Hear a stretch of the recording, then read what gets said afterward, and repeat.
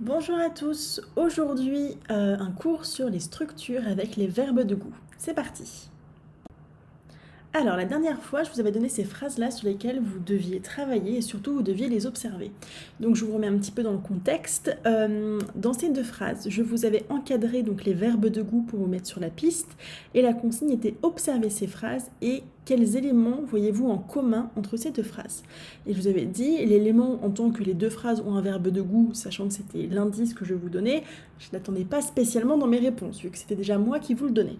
Alors, comme vous l'avez deviné, du coup, certains m'ont dit, les deux phrases ont des verbes de goût. En effet, mais qu'est-ce qui suit ces verbes de goût?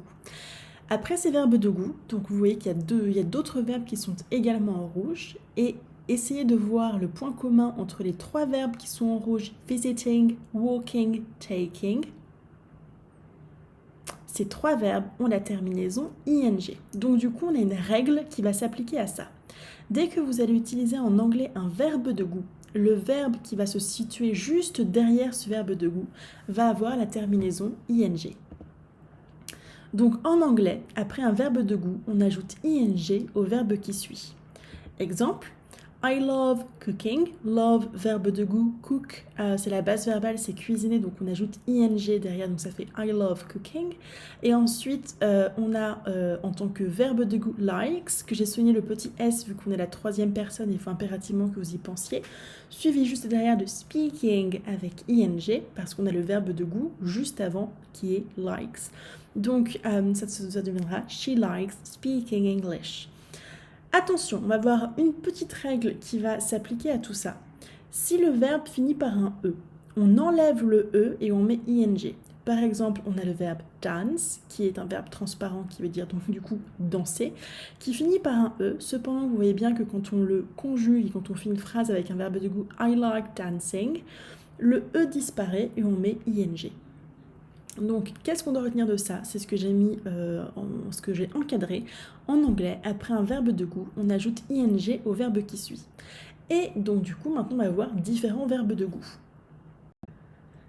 Donc maintenant les verbes de goût, je vous ai fait donc un petit tableau avec à gauche les verbes de goût positifs pour dire quand on aime quelque chose. Donc je vous les ai mis, on va dire, de manière graduelle, on va du plus fort au moins fort. Donc love, c'est le premier qu'on va utiliser quand on dit qu'on aime quelqu'un, quand il s'agit d'une personne ou qu'on adore quelque chose. Ensuite, on a like qui est bien aimé, d'accord, j'aime bien ceci, j'aime bien cela. Et enjoy qui va être apprécié. Et enfin, sur donc, la droite, donc les verbes doux qui vont avoir une connotation négative, on va avoir hate qui va être très très fort parce que ça veut dire détester. Et attention, on prononce bien le H, hate. Et ensuite, on va avoir don't like ou dislike, d'accord, qui les deux veulent dire ne pas aimer. Attention à don't like quand il se transforme à la troisième personne du singulier. Par exemple, elle n'aime pas les maths. She doesn't like math. D'accord, donc je vous rappelle que ça devient doesn't suivi de la base verbale. Et pour dire par exemple je n'aime pas les maths, I don't like math. Voilà. Donc maintenant, rendez-vous sur Pronote ou sur l'ENT pour avoir le reste de la séance avec notamment un exercice. S'il y a quelque chose que vous n'avez pas compris, ou en tout cas que vous n'êtes pas sûr d'avoir compris avant ou même après avoir fait l'exercice, n'hésitez pas à m'envoyer un mail afin que je puisse un petit peu vous éclairer sur les potentielles questions que vous vous posez. J'espère que ça a été clair.